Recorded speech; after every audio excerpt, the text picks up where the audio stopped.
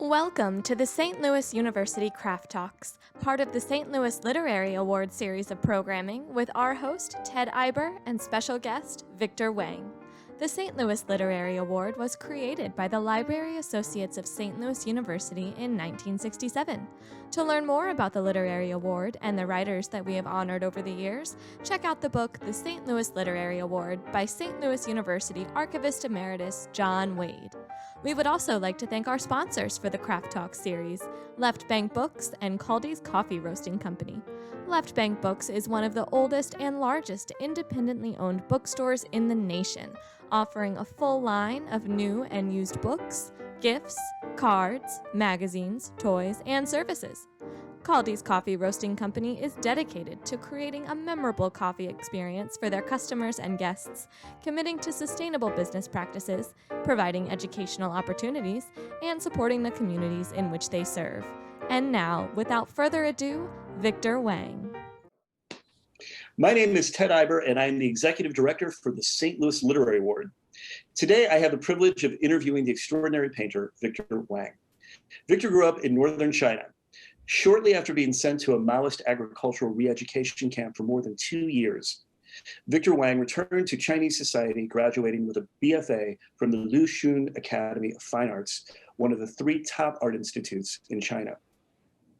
After graduation, he taught there for 4.5 years and was sent to the University of Illinois at Champaign-Urbana as a visiting scholar. He earned his MFA at Fontbonne University. Victor has exhibited widely across the country as well as internationally and has won various awards for excellence, including awards for both painting and art. Victor is also the author of 2 books, Memoir of a Sunflower and 3 Major Techniques of Oil Painting. Victor Wang currently lives in St. Louis, where he teaches painting, drawing, and graduate critique classes as a full professor at Fontbonne University. Victor Wang, welcome to St. Louis University's Craft Talks. I'm so thrilled to have you here. Thank you very much, Ted. Thank you for offering me this opportunity to talk to you and share my works and my idea. But I've been a fan of yours for many years. I think your work is just stunning. And I'm excited for people to not only see it on this broadcast, but for anyone listening in on the audio podcast, you can certainly go to victorwang.net to see examples of his work, as well as St. Louis University's Literary Award page located on SLU's library website, where you can find examples of all the paintings we're going to be speaking about as well.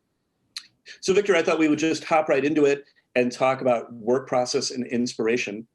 Sure. So my first question, and I'm hoping art students will particularly like this, is do you prepare in any way prior to going into the studio to work? And could you walk us through the routine about how you sit down to just get going on a painting? Yeah, first of all, I want to explain, go to studio working, that's become routine of my life.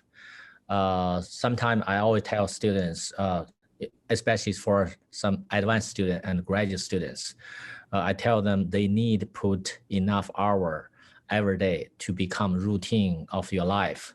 So that's where you can create if you custom yourself in this way, and then you always has creative mode when you go to this your studio. So that's what I try to keep. Even I talk to students this way, but also keep for myself this way. And so try to, if I have hours, even just half hour, I go down to my studio and then even sit there to look at my work, to think what's the next, something like that. That's become more routine of my life. And I want to show you my studio, the way what I work. Oh, fantastic. Oh, wow. Yeah, this is area I working on. So for those listening on the audio podcast, I'm looking at some very large works of Victor's luminous paintings, some in progress, some that look like they are charcoal, some fully in oil paint. Right. So I'm going to moving in closer so you can see this my working palette. My working palette, color palette. Yes. And then this my chair where I sit, I'm working on this piece. And then you can see the background on the wall. That's artist works. Always, excuse me, always admired, inspired Yes. from. Okay, so, and then those some couple studies here. I have a question later on about alla prima paintings, which Sure. strikes me potentially alla prima paintings. Okay, and then you can see that's my working studio space, some paintings, some finished.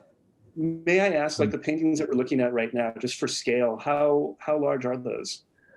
This is the one panel is 60 by 48.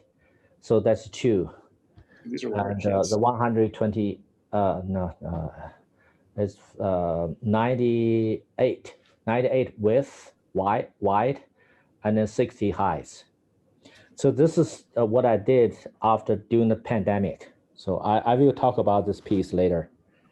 So you have a question about how the pandemic political issues will affect my painting. So that's the one, this drawing and my working table. So, working tools, yes, on the table. Yeah.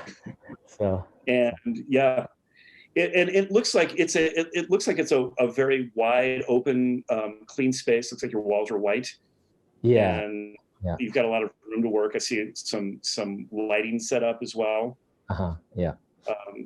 And also this is the playground. I always play with my dog during the break. So I try to keep clean. Yes.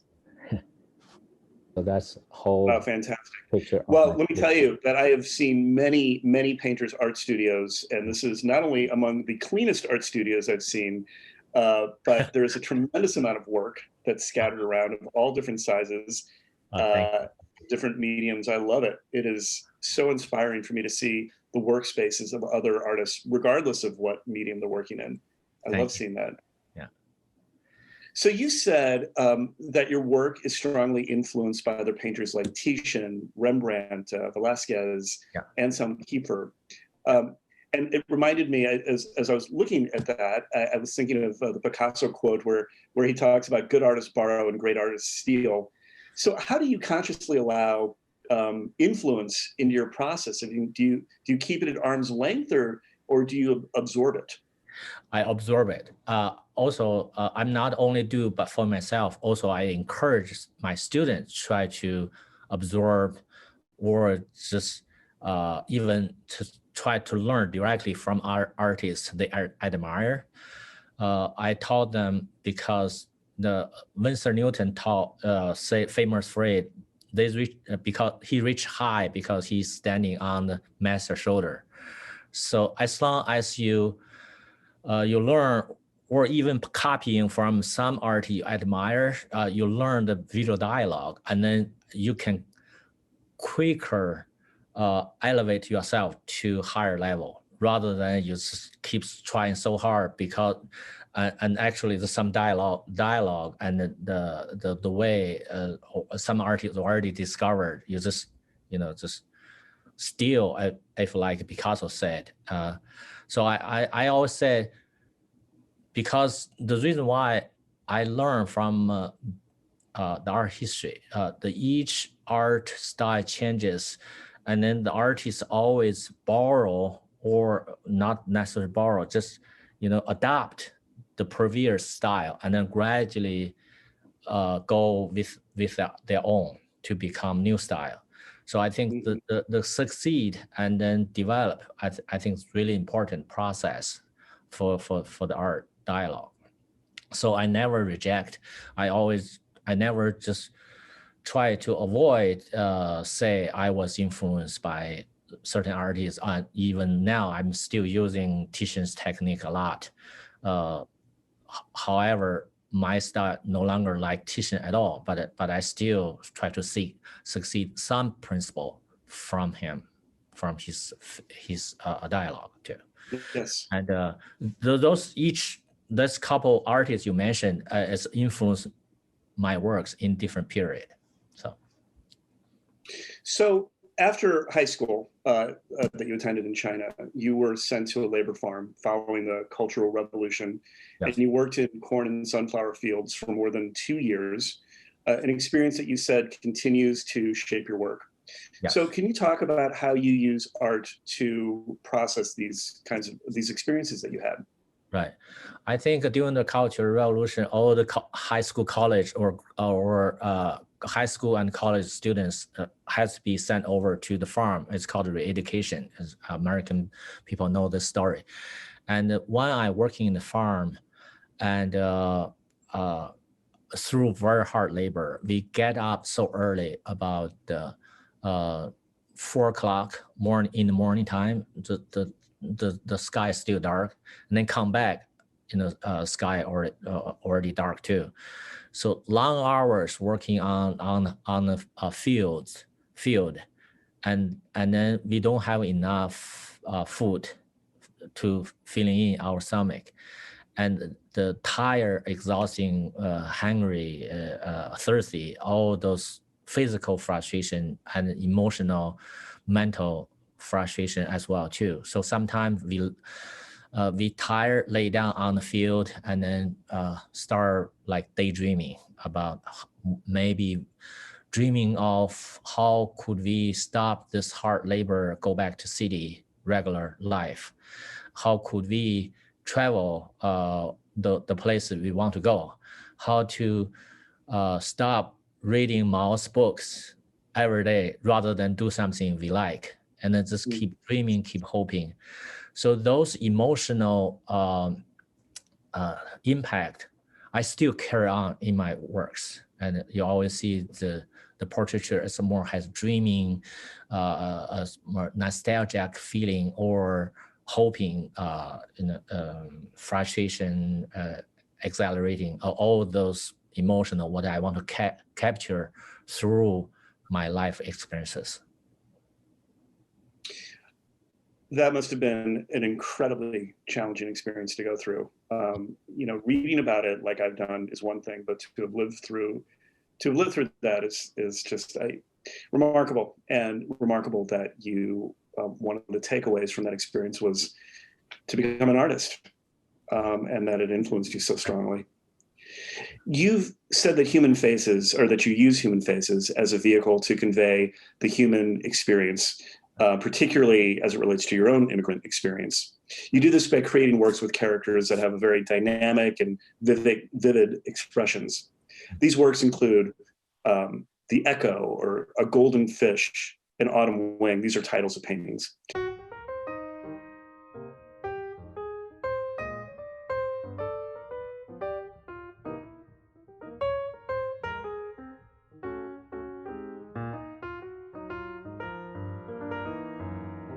So those of you, again, those of you listening, there'll be examples of these on this video as well as on Victor's website. So how do you make each of the faces in your paintings so unique? Are you using live models, or these faces from memory, a combination? How do you do it? I use live model. As long as I see the model has the interesting characters. Also, some model are like some model I remember I use her a lot. Her name is Susan from Champaign-Urbana University, law school.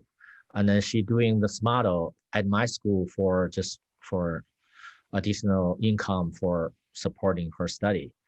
So as long as I see the model are very intellectual, and then it has interesting feelings, which is closer to what I expected for certain expression. So I always hire the model, and then create the composition from there. But I always use a live model, not from imagination. I see. But I do more sensitive on the face expression, because my dad is stage actor. When I was young, my dad always teach. I have three brothers, teach us how to acting with little subtle changes of face expression, muscles, something like that, can deeply describe the emotional stage. So since then, I was so sensitive to the facial expression. So that's why I'm so intriguing to the human face for emotional and psychological, tension too. Sure. Oh, very interesting. So in your opinion, is there a line between art and simply being creative? I think I do. I believe this art and creative are interlinked, and that art is the creative. I think the creative is the soul to the art, and the art expression to the creative, and the one cannot be without the others. And however, if we really talk strictly about what's the art, what's the creative, from my perspective, I think they are the line little different between those two. There's a line there. For example, I believe most art is doing just art, not creative. I believe I'm doing art, even though it has creative components to it, but still I'm doing art. I'm not really creating new forms. I'm not very creative like Picasso or Monet create the total impressionism style from the classical, and the Picasso, there's another one, you can name it, and Jackson Pollock, and a lot, those kind of artists, I believe that's more creative. Or Duchamp, very creative art. They really create something new. Okay, and I remember during the 1980s, the series is called Modernism. It's no longer exists because it's all new forms already being created, and the artist just repeating no matter what. That's the only thing you can create more interesting art, even though the style are repeating, but story never repeating because everybody has their own experiences. So that's why I believe, really talking about art and creative, they are the line there. So. Yes. So you talked about your dad being an actor, and you grew up watching him rehearse on stage, moving from darkness of the stage to pools of bright lights. And we've read that this experience had been an influence on your own use of complex light and dark in your work. So can you talk about how decisions regarding light and shading and atmosphere can impact a painting? Right. So when I was young, I always went to theater to see my dad performance. I'm so engaged and intriguing about dramatic light. When the stage light always create more drama, just like more like Caravaggio's painting. And then a light, you can see this interesting drama of light, and then the shadow just hiding large form shapes and create interesting composition. So, and then the strong lights create the shadow, create the lights, but also you see the lights combined with the light create the new shapes, and dark shadow create the combined with other shadow, other shape, and create new shape. So that's always intriguing me, rather than like photorealistic, you see everything, which you're familiar. So I'm not crazy about that. I like to recreate or create the shape using the light to make it create the new shapes and create a drama. So that's number one thing. What I really influenced by seeing my dad performance too, and then adapt those to my painting. So even though now I paint some model seems is she or he in outside, but still I use artificial light. I still like play around with artificial light rather than natural light. So because that's influencing. Yeah, it's so striking in your work. I mean, your work is. I mean, it's the first thing I remember when I saw your work initially. The first thing that jumped out at me was your use of light and shadow and the application of paint was so distinct and rich and vivid. It just for me, and I certainly my area of the arts is more in storytelling and music, but it had such a strong impact on me because it resonated in those other areas of the arts for me as well. Yeah. Very, very much in the storytelling vein, particularly. So I'm curious, and I have personal involvement in theater here too. Do you, with your dad having such a powerful impact on you, do you have an interest in theater now? Not really. When I was young, I really want to become actors, but the reason why I become artist because my dad, he said, "Oh, artist." He always admired the painters, the artist. He said, become artist rather than performing art, the fine art. Because he always talking when I was young. He always talking about composition. He's actor, but also he was director, and then when he direct the theme, he always talking about composition. Just almost like you just compose the whole composition on the stage, and he talking about sure. The director has to see the big picture, right? And the gesture, the body languages, and the lights using the color, balancing and echo. He talking about this painting. And then that's big influence. I gradually started like painting rather than performance, but maybe I'm not very good performance also. So but I still like to see the theaters on the stage. I like that still. So, well, related to that, are you influenced or inspired by listening to music when you work, or by books you may read, or just other areas of the arts? I always listen to music. I always when I paint, I always listen to music. But also, I practice Tai Chi every day. That's affect the way when I see the movement, when I see the continuity, because the Tai Chi is always has the Qi. As you know, the Qi you have to do. Qi never stop in one spot. It has to be continuity flowed one to another's. So when I do painting, I always think about how to do the continuity rather than stop or break down. So all those music, listen to music and practice Tai Chi help me for my aesthetical by criticizing my painting with those elements too. Yeah. The very good music band is REM.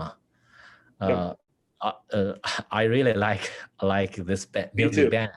Okay, because this also I like those scenery design. My favorite is the Lost My Religion. That's a song.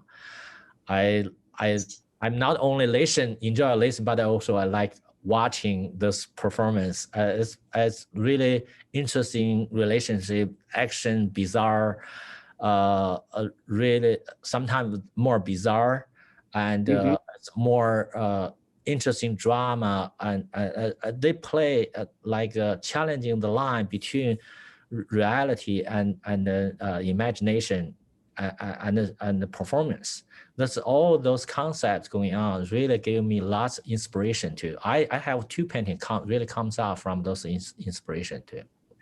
It's fascinating that you flagged REM as an example. It's a band that I know well, and I know that how much their music is influenced by film and by literature that they've read, and certainly by visual art. It's one of the reasons why I've admired that band for so long, and maybe like you, is because they bring in so many different elements to their music. Right.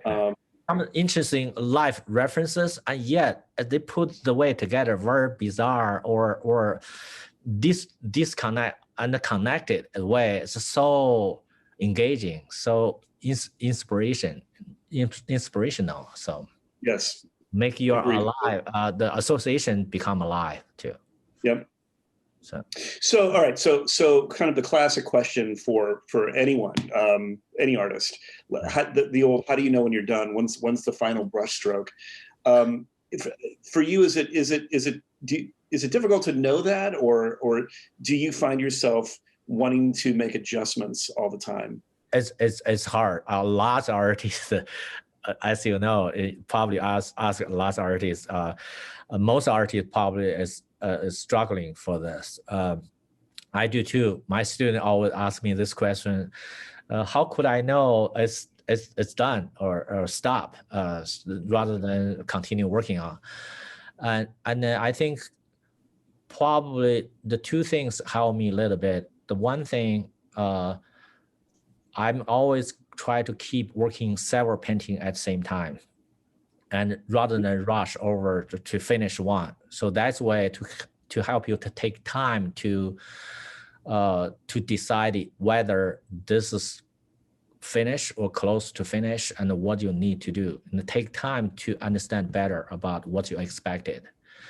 And the second, sometimes I even rework the painting if this painting was not sold, after 2 years or 5 years, I suddenly have a solution. I have something comes out.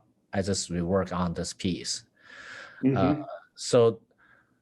But I do have relatively my own criterion what I think this painting is done.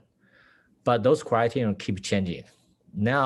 Even now, I have some couple pieces looks more unfinished compared to my early works, but I feel it's done. But because my criteria changes, even sometimes I posted my image on Facebook, and the last artist say, "Done, don't do it anymore, just stop."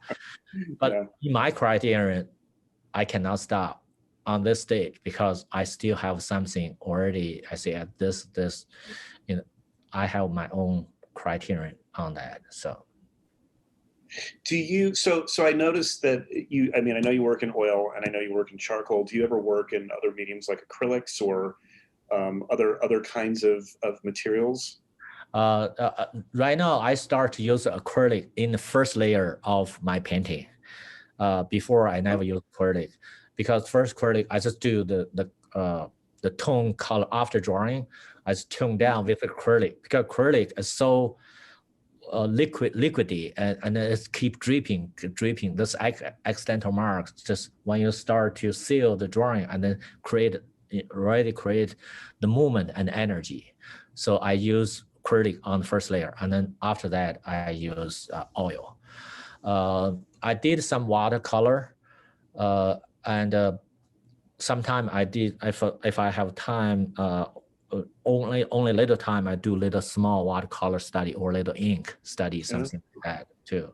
Yeah, and of course charcoal and wash. That's my favorite other drawing medium. I did that a lot. So. Mm-hmm. So moving on to technique, since that all relates. Your work, Lava, The Gate of Hell,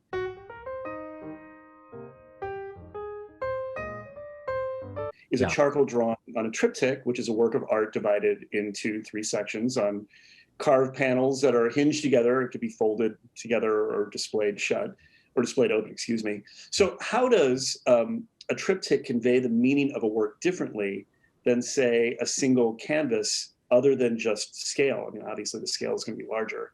Is the physical separation important? Physical separation, it kind of works somehow because the line divided this large composition rather than just one composition. Yes. Because this is by hanging those 3 panels, a little gap, that's extending your vision. So you feel the spatial relationship more humongous rather than one. Even though I create it's a very huge spatial relationship, if I could imagine on one piece, I still have a similar feeling, but I think having the gap between those 3 panels and then pushing away, extending your vision more, you feel more stretched. So that's one thing. But in meetings, the center always more focal panel, of course, everybody familiar to. But those two panels is more like a substitute to, or complementary to the center panel. Yes. I like those separation too. But also this one, the lava drawing. This first time I draw charcoal drawing and the wash on the canvas, gessoed canvas. It's not on the paper, it's on the canvas. Because the canvas gessoed, and then I wash it with the turpenoid and then pick up with eraser. So never the ink mark never absorb into the canvas. Anytime if I want to erase, even erase like wet mark, I can erase all the way through to the canvas, white canvas. So that's gave me fearless and then a more enjoyable process I'm playing with. You've talked about using a more traditional approach when teaching students to work with oil paint, as a medium to make a complete picture. Can you describe the approach at all that you use with students? Yeah, I always teach students start like a traditional old academy. Start with grisaille, the brown, just one color brown, and then put brown color down, and then start to pick up lights. So that's the grisaille helps students understand better about value skills before start really working with paints. And then every students working couple pieces before really solve the value scale problem before they really feel more confidence working with color. And even though for advanced student, for graduate student, for myself as well too, I always like working with grisaille, because grisaille brown has helped me to really solve lots interesting composition problem, the value problem, but how to create interesting drama of light, dark. Okay, in this stage, the student and myself just focus on the 3-tone technique, the light, medium tone, and dark tone. So that's most important, the 3-tone. After this training, and then the next stage, we start to use black and white, render, to use more thick application versus a thin application, opaque versus transparent. And then that's transitional to use more paints, and yet it's just black and white to help students understand, what you can do with the quality of paints to create more dynamic in the painting, but no color. And then after that, we're working on the color. The color we have start with a limited color palette and an open palette. And then plus teaching the 3 major traditional technique. The first technique, 15th century, when I create this painting with layers, where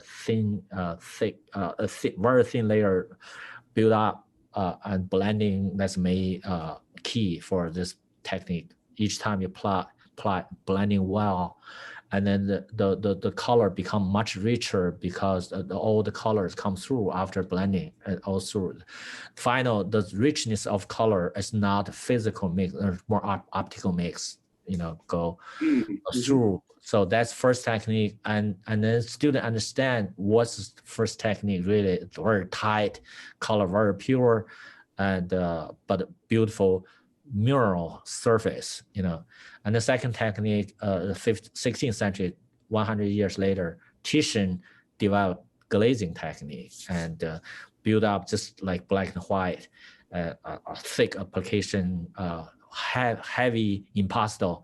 And then after finish everything but color, and then working with transparent color over. So, and then after this, and then 17th century, Rubens al prima, white on white technique, and developed from Titian, but not working with more layer, just a large color, but finish white on white in one layer. So that's really helps students understand, what's the traditional, and then what they can do with the paints. And after learn, they feel more confident to explore the way Yes. they like to paint. So.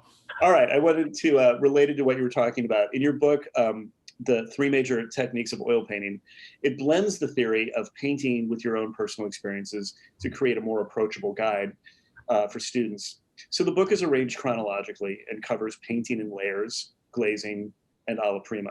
So I'm curious, as you've gotten older, has the approach to these kinds of techniques shifted for you? Has that changed for you personally? Yeah, it does, because for example, lots of people say, your painting is so unique. It's very personal. It seems you kind of create your own style. But if talking strictly about creating, I think most part I still succeed the traditional approach. Like I still keep very thin on shadow, very transparent, sometimes even glazing on the shadow, and then the very thick application on light. That's Titian. Titian always do heavy in pastel application on the lights, and then very transparent on the shadow. So that's what I still do. And then white on white, I always keep, when I'm working on with last layer, but each layer I keep white on white, because white on white create more interesting spontaneity and energy rather than just white on dry. So each layer I keep white on white to nice manipulation, playing, pushing, pull, all those things. I'm still succeed those principles, but in my own way now. So I think it's important. In my experience, it's important, unless you want to really creative. You create totally nothing to do with those technique at all, and then create a new style, like Jack Pollock, just spreading, dripping without any brush mark and something like that. So I had mentioned alla prima, and just to elaborate a little bit and fill in the gaps if I'm not getting this correct, but is more the technique of painting in the moment with multiple layers of paint before the paint dries. It's popular with the Impressionists back in starting in, I guess, like the 1860s, 1870s, who were trying to capture that fleeting light of the day. So how do you deal with the unpredictability of color mixing and blending when you're painting alla prima? Because you have to move fast. Yeah. Well, I think the Rubens is the first the artist create this alla prima, and especially when his later works, early work you can see very tight, and you can see the more layers, wet layer on dry surface, and then and gradually he moved toward to more purely alla prima, just like more sketchy, more impressionistic, and then white on white, and try to finish everything in the same time. And yet you still see the richness of brush mark, because white on white, and then he tried to changing the way mixing color. The artist before him mixing color on the palette and then apply on the canvas, but he changing the way directly mixing color more on the canvas, mixing, and then so that you can see unmixed is energy going on, and then white on white is spontaneity.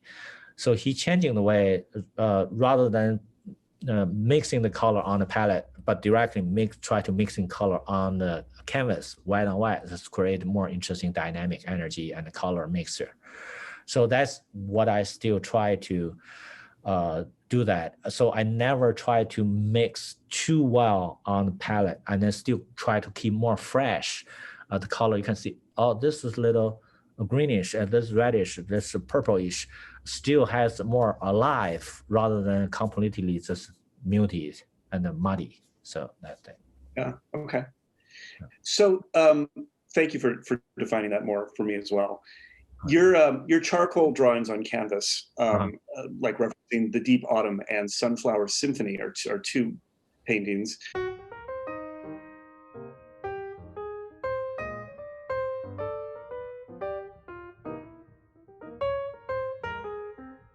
Right. You use dark shading and bold lines to evoke a strong sense of atmosphere. Yes. Do you want people to look at your drawings and your paintings with a different reaction or takeaway? No, I think for myself, I can only control my part. I know what I'm doing. I know what I want to, my intention, what I want to share.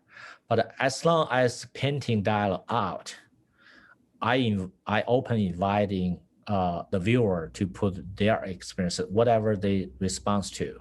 But I finish my part. I feel satisfied for myself, and then I always feel happy to hear the people talking my works. But this is what I not expected. Oh, they thinking this way. That's nice. You know, for example, I have very moving story. There's one people.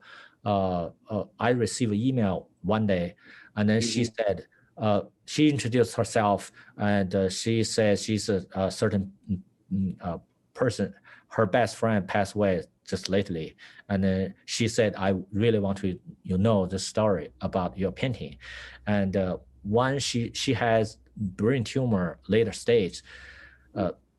Her best friend brother brought her to the gallery. Walking into the gallery, see my painting. I paint one painting, woman nude, sit on Chinese drum, and then the drumstick dropping from sky, and then background against the drum, against the wall, and the wall, solid wall, and then the dead dry flower growing from the wall.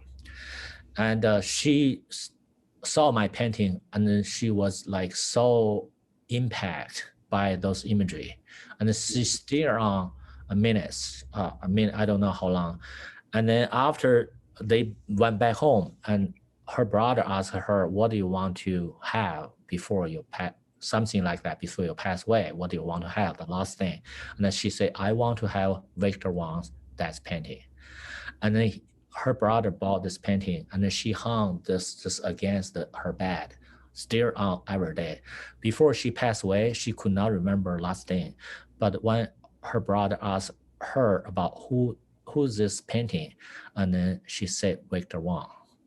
And then after I heard the story, I'm so moving. I never could imagine how people react and respond to my works in that way. You know, you never can control what the viewer, but I do my part. I satisfy myself, and then it's happy to hear people respond differently.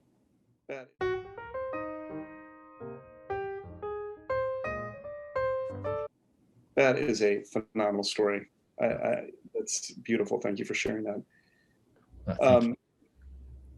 So I'm going to move on to more just miscellaneous questions. So you said that you are, and we talked about this earlier, that you're deeply inspired by the events of your past, including the political upheaval, obviously, during China's Cultural Revolution.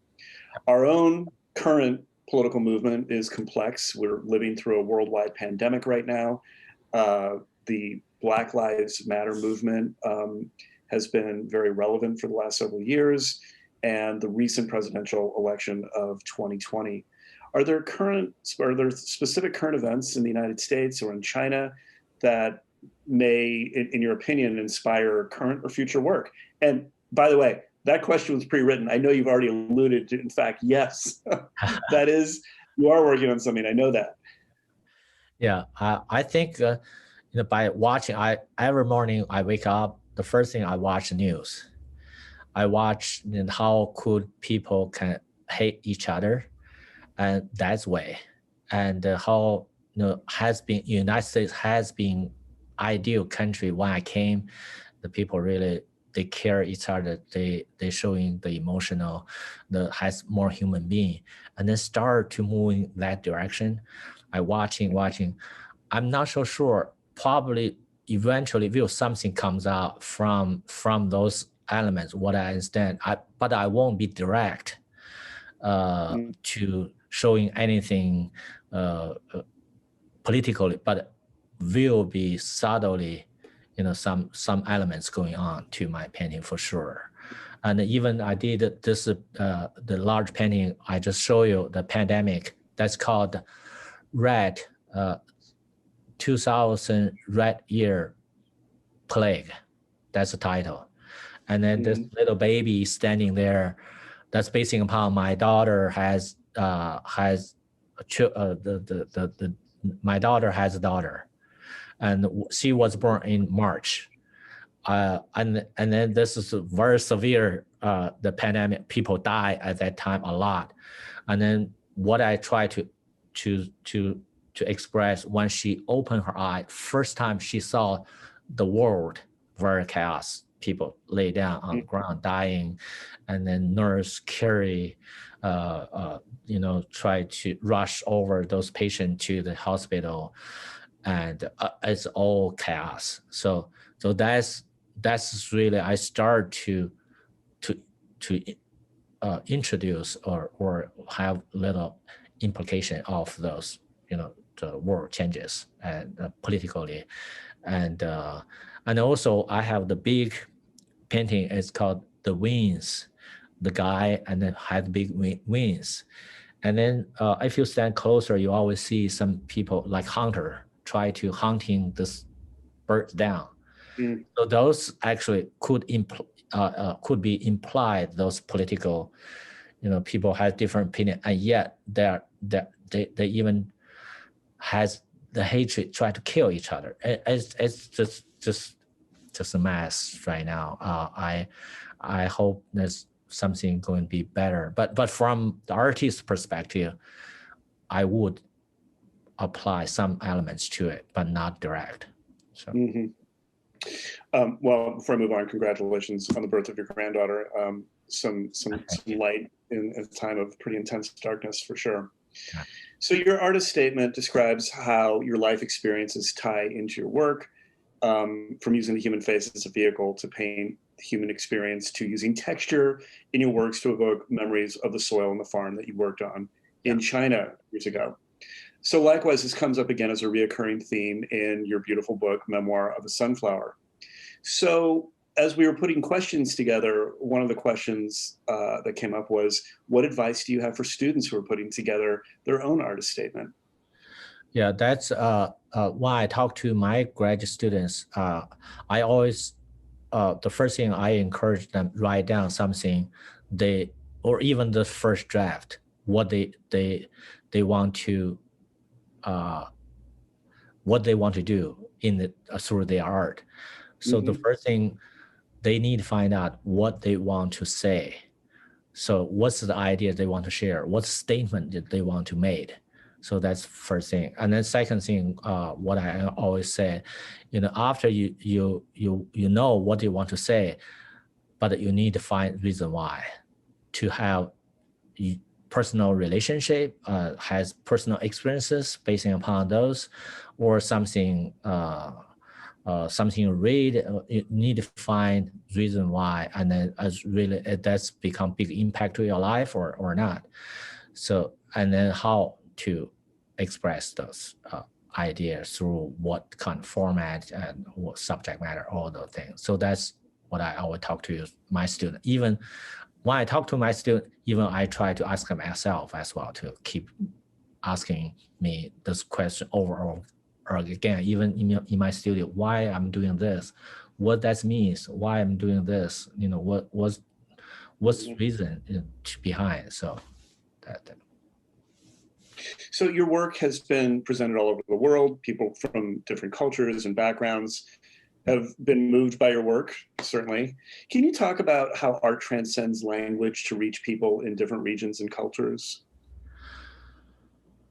Kind of a big question.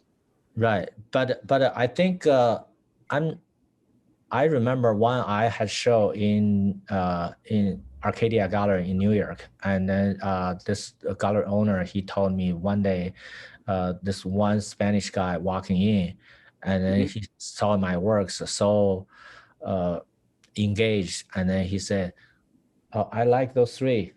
Package them, sent over to Spain, to my home."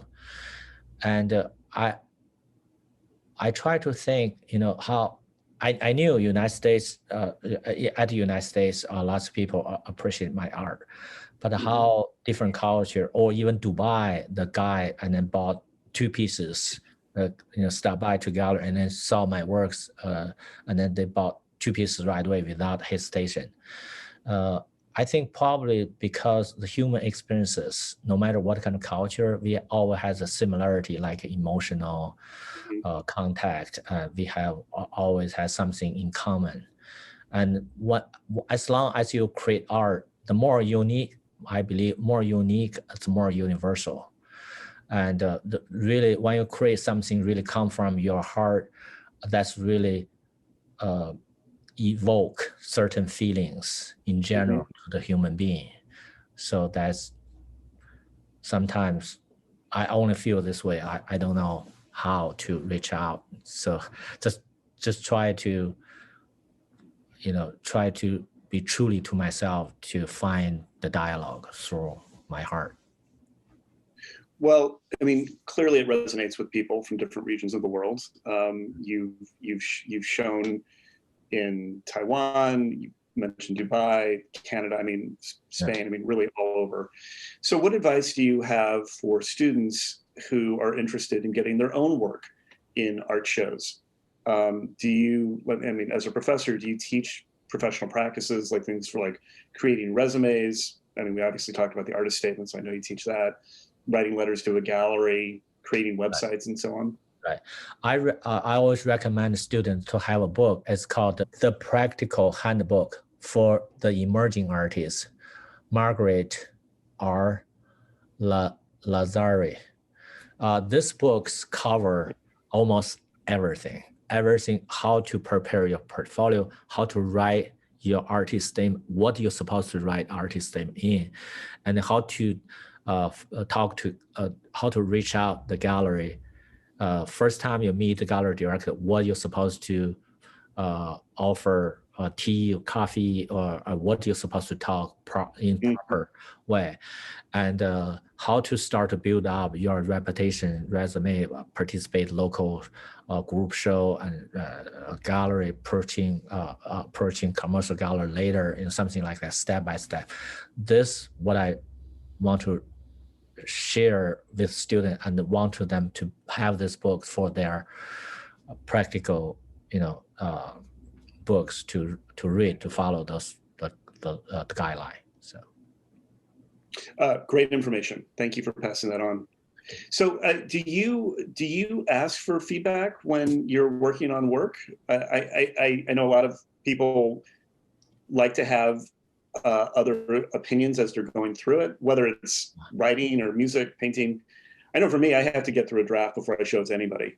But I'm curious, do you, or do you just go? Very rare, very rare. I prefer to not have any feedback and before the show, just show people and to see how people respond. I like the surprise, something like that. But sometimes I feel so exciting to hear the feedback from art collector buyer. They're talking about why they like my works. Are so exciting to hear that. So very encouraging. Sometimes a little disappointing because people think, oh, that's the way I'm not expected. So, yeah. But I always keep as not asking people until after show. Okay. So I just have a couple more questions, and they're more along the personal lines. What do you like to do when you're not painting? I practice Tai Chi every morning, walking my dog, practice Tai Chi. I enjoy it because when I was young, I learned Shaolin style, this Chinese martial art, Shaolin style, famous. I learned that after that, I know because practice martial art not only for physical strength, but for mental strength, philosophically. So that's affect my whole life. And then so now I'm getting older, I cannot do those Shaolin access martial art because those your knee, your joints was no longer for those kind of movement. But Tai Chi is the best way for that. So I practice Tai Chi and still help me to spiritually, physically become very healthy. So that's one thing. Even sometimes if I have time, I always do twice a day, maybe morning time, noon time, or morning time, evening time. So that's make me keep my energy going, but also spiritually really satisfied for this. And but also I like a karaoke. That's a really Asian culture. We have a group. Unfortunately, right now the pandemic, we cannot do any more stuff. But otherwise, we do every month. So, oh, how fun! Besides painting, that. Yeah, there's a reason why I'm a drummer. It's because I horrible singing voice. So sad. My mom was an opera singer. My daughters are professional singers, but boy, did it skip me. I always like to play drum as drummer. It's so exciting. Yeah. Well, I think singing's exciting too. I wish I could do it. So speaking of music, what would I find on a Victor Wang music playlist? I know REM would be one thing. Oh yeah, right. REM, and then the Japanese new age is called Kitaro. Kitaro, sure. Yeah, a Kitaro. I have a lot Kitaro in my music list, and the rest just Chinese song, because I still like listen to Chinese song when I do certain painting, because that's echo bring me back in the time, specific time when I was in China. Yeah, lots memory to it. So. Sure. Okay, so I have one more question, and it's kind of goofy, but I got to ask it anyway. All right, so if you could be any character from any book, any television show, movie, for just 24 hours, okay, who would it be, and what would you do? Again, I learned martial art. I like it's more like martial art movie. I want to. If I want to become like Bruce Lee kind of person, and has very good man and always fighting for the rights. But I just finished the TV series, the Walking Dead. Yes. The Walking Dead. What I really like the character, the Daryl, very quiet, very loyal, and then always help people. But no words, always has good fighting skill. I like to become something like Daryl. Well, I love it. I love that answer. Victor, thank you so much for taking time to speak with us today. Thank you. Thank you. You're as I said when I introduced you, your work is something that's resonated with me from the moment I saw it, which was years ago. So I just think it's gorgeous, and I'm excited for people who are listening to this as a podcast to be able to go online and look at your work, and I can't wait to make sure that it gets displayed again when we're back out and moving around the world again. It's beautiful. Thank you so much for having me.